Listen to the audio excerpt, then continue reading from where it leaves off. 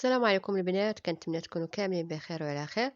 رمضان مبارك، الله يدخل عليكم بالصحه والسلامه وطول العمر باش ما تمنيتوا. اليوم غادي نحضر معكم بسيطلات صغار بمذاق ديال الحوت وما غير بالدجاج.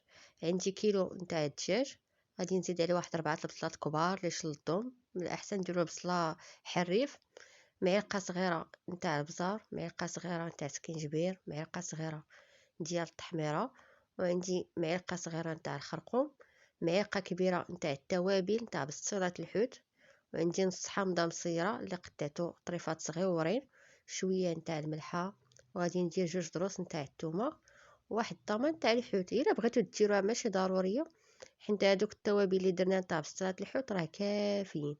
غادي نزيد واحد نص كاس بين الزيت البلديه والزيت الروميه،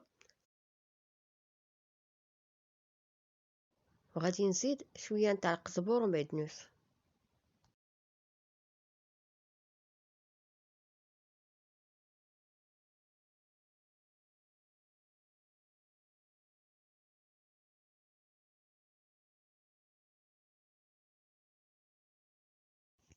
من بعد ما طبلينا الدجاج حيدته، بقات عندنا غير المرقه. زدت عليها الزيتون المجعول اللي قطعته قطع كيف ما كتشوفوا في الفيديو، وزدت واحد الحك نتاع الشامبينيون معلب قطعته حتى هو طريفات صغار، وغادي نزيد تقريبا واحد المعلقه صغيره نتاع صوص الصوجا، كتعطي واحد المذاق زوين ومهمه في هذه البسطيله ديال الحوت. وغادي نزيد واحد المعلقه نتاع الهريسه.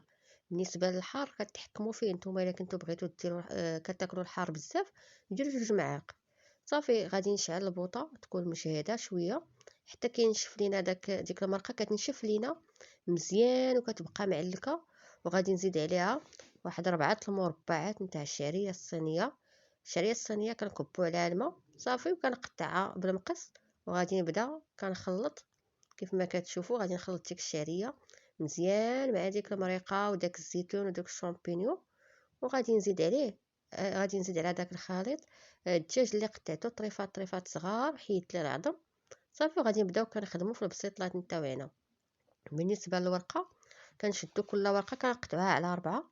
صافي وراه الطريقه موضحه في الفيديو، كنتمنى تجربوهم. الصراحه راه كيجيو زوينين وكيجيو بمذاق الحوت، ما كيبانش كاع داك الدجاج.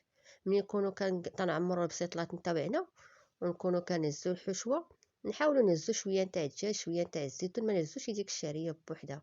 صافي انا غادي نحتفظ بهم في المجمد، غادي نخليهم وقت ما بغيتهم كيتجبدوا ملي تبغيو طيبوهم، جبدوهم مباشره من المجمد للفران.